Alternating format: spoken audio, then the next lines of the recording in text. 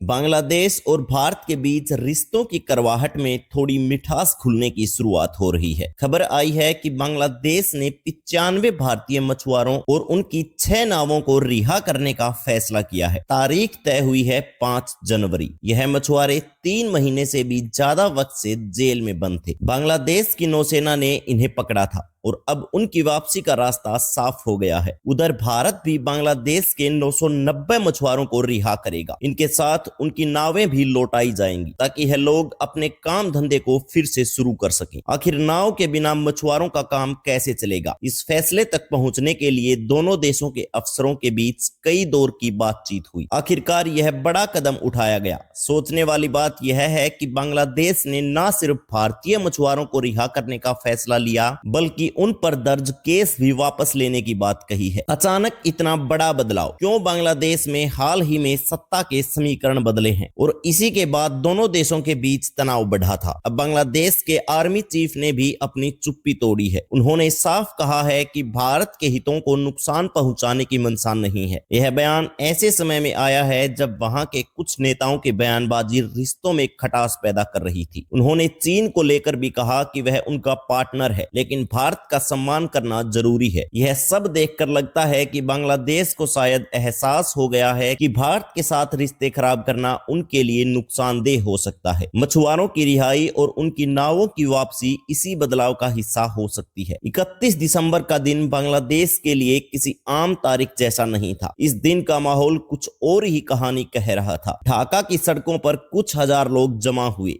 और माहौल गर्मा गया। पहली नजर में ऐसा लगा कि यह लोग पुराने जख्मों को कुरेदने और शेख हसीना सरकार के खिलाफ आवाज उठाने आए हैं, लेकिन असली खेल पर्दे के पीछे हो रहा था। जो भीड़ दिख रही थी उसका मकसद सिर्फ प्रोटेस्ट करना नहीं था, इसके पीछे एक बड़ी योजना। सोचिए, पुराने संविधान को हटाने, राष्ट्रपति और आर्मी चीफ जैसे अहम पदों पर बैठे लोगों को हटाने की मांग की जा रही, लेकिन यह मांग सिर्फ दिखावा थी। असली मंशा थी सत्ता को पूरी तरह से एक व्यक्ति के हाथ में सौंप देना। 31 दिसंबर का यह प्रोटेस्ट महज एक झांकी था।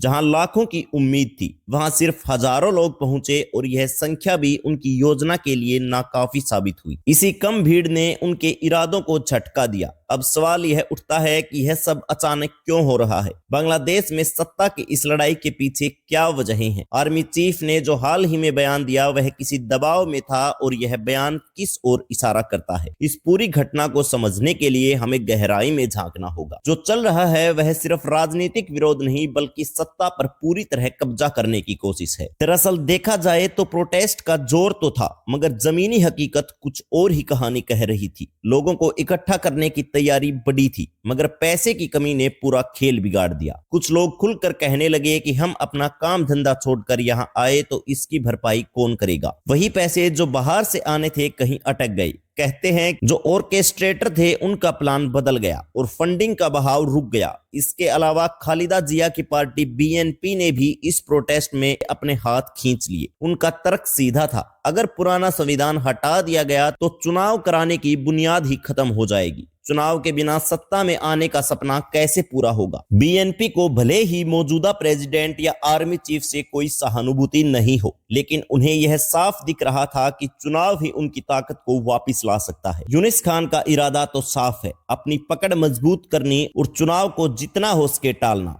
उनके पीछे जो कट्टरपंथी तत्व हैं उन्हें और भी ज्यादा ताकत दी जा रही है ताकि आने वाले वक्त में वे अपना अलग प्रभाव बना सकें। 31 दिसंबर के प्रोटेस्ट में यह सब झलकियां साफ नजर आई। हाँ, यह जरूर था कि यह प्रोटेस्ट एंटी हसीना और एंटी आवामी लीग के नारे लगाते हुए आगे बढ़ा, मगर बात यहीं तक नहीं रुकी। प्रोटेस्ट के दौरान नए बांग्लादेश की मांग भी उठी। यह नया बांग्लादेश कैसा होगा जो किसी से ना डरे ना दबे? और इशारा किस तरफ था? साफ है, भारत प्रोटेस्ट लीडर्स ने यह बात ऐसे पेश की जैसे कोई नया सपना है, लेकिन इतिहास गवाह है कि ऐसे सपने कब और कैसे टूटते हैं। पाकिस्तान में इमरान खान के नए पाकिस्तान की कहानी तो सबने देखी है। अब सवाल यह है कि क्या बांग्लादेश का यह नया सपना भी वैसी ही राह पर है? इसके आगे के घटनाक्रम में यह देखना दिलचस्प होगा कि यह विरोध प्रदर्शन किस दिशा में जाते हैं और क्या इनमें वह दम है जो बड़े बदलाव ला सके। बात यहाँ पर साफ दिखती है कि बांग्लादेश के आर्मी चीफ जनरल वकर उज्जमान ने इंटरव्यू के जरिए एक बड़ा संदेश देने की कोशिश की। प्रथम आलों को दिया गया यह इंटरव्यू कई मायनों में खास था। यह वही मीडिया हाउस है जिसे हाल ही में प्रो इंडिया और प्रो शेख हसीना कहकर निशाना बनाया गया था। आर्मी चीफ ने अपनी बात बड़े साफ सुथरे अंदाज में रखी। उन्होंने कहा कि बांग्लादेश भारत के खिलाफ कोई ऐसा कदम नहीं उठाएगा जिससे भारत के रणनीतिक हितों को नुकसान पहुंचे। उन्होंने यह भी माना कि भारत और बांग्लादेश का रिश्ता गिव एंड टेक पर आधारित है।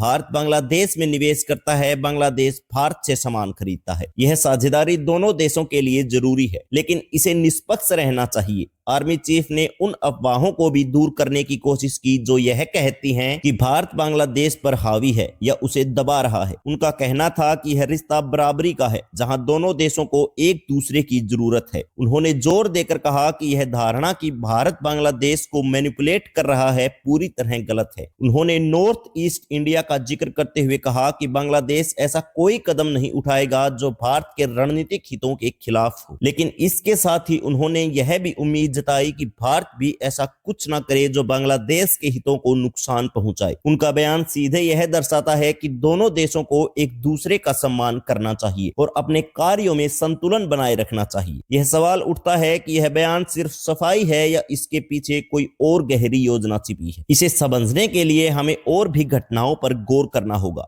यह पूरी बातचीत बांग्लादेश और उसके रिश्तों के कई पहलुओं को उजागर करती है। आर्मी चीफ ने भारत के साथ रिश्तों की अहमियत को स्पष्ट करते हुए कहा कि नॉर्थ ईस्ट इंडिया के हितों का ख्याल रखना दोनों देशों के लिए जरूरी है। अगर ऐसा नहीं हुआ तो चिटागोंग हिल ट्रैक्स और म्यांमार बॉर्डर जैसे इलाकों में स्थिरता का खतरा और बढ़ सकता है। उन्होंने इस बात को भी रेखांकित किया कि बॉर्डर पर शांति बनाए रखना हर हाल में प्राथमिकता होनी चाहिए। बॉर्डर पर गोलीबारी और अवैध गतिविधियों पर बात करते हुए उन्होंने कहा कि जब तक नियमों का पालन होता है शांति बनी रहती है, लेकिन अगर आतंकवाद को बढ़ावा दिया जाएगा तो कार्रवाई जरूर होगी। उन्होंने यह भी जोड़ा कि भारत के साथ फेयर वाटर शेयरिंग और निष्पक्ष संबंध बनाए रखना दोनों देशों के हित में है। चीन को लेकर उनकी राय सीधी थी। बांग्लादेश ने चीन से कम कीमत वाले हथियारों का आयात इसलिए किया है क्योंकि वे किफायती हैं। उन्होंने स्वीकार किया कि चीन उनके लिए विकास में एक महत्वपूर्ण भागीदार है। इस दौरान चीन ने भी बांग्लादेश की स्वतंत्र विदेश नीति का समर्थन करते हुए संकेत दिया है कि वे यूनुस का समर्थन करते हैं। यूनुस के संदर्भ में आर्मी चीफ ने साफ किया कि बांग्लादेश की सेना उन्हें पूरी तरह से सपोर्ट करेगी, चाहे अस्थायी असुविधा हो, लेकिन देश और लोगों के हितों के लिए यह समर्थन बना रहेगा। इन सब बातों के बीच सवाल यह उठता है कि बांग्लादेश की भविष्य की राजनीति और इन रिश्तों की दिशा किस ओर जाएगी। आगे के घटनाक्रम यही तय करेंगे कि इन समीकरणों का असर क्षेत्रीय स्थिरता पर कितना गहरा पड़ता है। इस पूरी स्थिति पर आपका क्या मानना है? क्या बांग्लादेश देश का यह कदम क्षेत्रीय स्थिरता को मजबूत करेगा या फिर आने वाले समय में नई चुनौतियों का जन्म देगा? अपनी राय नीचे कमेंट बॉक्स में जरूर बताएं। अगर आपको यह जानकारी उपयोगी लगी हो तो इस वीडियो को लाइक करें, अपने दोस्तों के साथ शेयर करें और चैनल को सब्सक्राइब करना न भूलें। जय हिंद, जय भारत, जय महाकाल।